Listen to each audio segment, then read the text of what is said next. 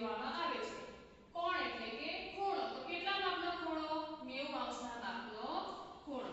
અહીં તમે જુઓ કે 90 અંશનો ખૂણો હંમેશા L આકારમાં હોય છે.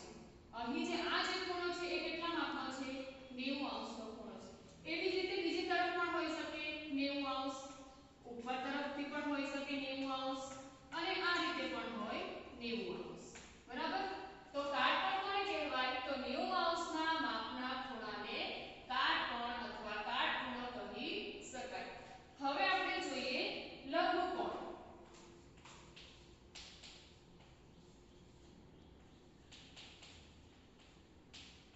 ચલો લઘુ કોણ કોને કહેવાય? તો લઘુનો અર્થ થાય નાનું, કોણનો અર્થ થાય ખૂણો. લઘુ કોણ એટલે કે નાનું. તો કોના કરતા નાનો ખૂણો? 90 અંશ કરતા નાના માપના ખૂણાને આપણે કહી શકીએ લઘુ કોણ. લઘુ એટલે નાનો, કોણ એટલે ખૂણો. નાનો ખૂણો પણ કોના કરતા? 90 અંશના માપના કરતા નાનો ખૂણો. તો 90 અંશના માપના ખૂણા કરતા નાના માપના ખૂણાને લઘુકોણ કહેવાય.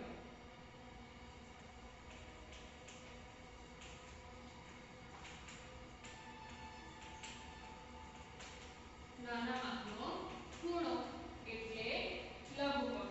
હવે આપણે જોઈએ ગુરુકોણ.